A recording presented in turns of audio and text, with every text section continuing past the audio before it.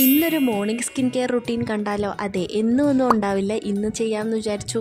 First തന്നെ face wash ചെയ്തു, പിന്നെ ഒരു സ്ക്രബ് ഇട്ടു. ലൈക്ക് കൊറിയൻ ഗ്ലാസ് സ്കിൻ എസൻസിൻ്റെ സ്ക്രബായിരുന്നു യൂസ് ചെയ്തത്. ഞാൻ 2-3 തവണ യൂസ് ചെയ്തിട്ട് എനിക്ക് നല്ല റിസൾട്ട് വന്നു. അപ്പോൾ ഞാൻ അതിന്ന് യൂസ് ചെയ്ത് കൊടുക്കാമെന്ന് വിചാരിച്ചു. അതിനുശേഷം ഞാൻ കുറേ ദിവസമായി വാങ്ങിച്ചു വെച്ച ഈ മെറബലയുടെ ഷീറ്റ് മാസ്ക്, സ്നെയിലിൻ്റെ ഷീറ്റ് മാസ്ക് ഒന്ന് യൂസ് ചെയ്യാമെന്ന് ഓർത്തു. എൻ്റെ പൊന്നു, നല്ല മണമായിരുന്നു കേട്ടോ. ഇതെനിക്ക് ഭയങ്കരമായിട്ട് ഇഷ്ടപ്പെട്ടു ഇതിൻ്റെ മണം. ആൻഡ് മണം മാത്രമല്ല ഗൈസ്, ഇത് ഫേസിലോട്ട് വയ്ക്കുമ്പോൾ നല്ല കൂളിങ്ങും ഉണ്ടായിരുന്നു.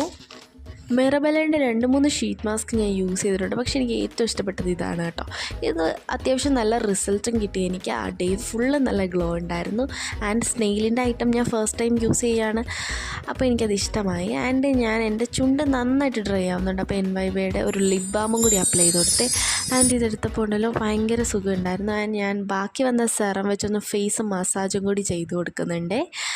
ആൻഡ് അത് കഴിഞ്ഞിട്ട് എൻ്റെ അടുത്ത സ്റ്റെപ്പായിട്ട് നമ്മുടെ സെറം യൂസ് ചെയ്യുന്നുണ്ട്. ദെൻ മോയ്സ്ചറൈസറിൻ്റെ കൂടി ഒരു ക്യൂട്ട് സാധനം കിട്ടുന്നുണ്ട്, അത് വെച്ച് ഇടാം. ആൻഡ് ഞാൻ ഒരു ഫേസ് മസാജ് ചെയ്ത് കൊടുക്കുന്നുണ്ട്. ആൻഡ് ലാസ്റ്റ് എൻ്റെ ഹെയർ കെയർ, ഞാൻ നേരത്തെ യൂസ് ചെയ്തുകൊണ്ടിരുന്ന റോസ്മേരി വാട്ടർ ഉണ്ടായിരുന്നു. അത് ഞാൻ ശരിക്കും അങ്ങാടിക്കടയിൽ നിന്ന് വാങ്ങി ഉണക്കണ്ട, ഓൾറെഡി ഉണങ്ങിയതാണ്. അത് ഞാനൊന്ന് അത് തിളപ്പിച്ചൊക്കെ ആയിരുന്നു ചെയ്തുകൊണ്ടിരുന്ന, സ്പ്രേ ബോട്ടിലാക്കി. പക്ഷേ ഇത് ഇപ്പോൾ ഞാനൊന്ന് കുറച്ച് ദിവസമായിട്ട് യൂസ് ചെയ്യുന്നുണ്ട്.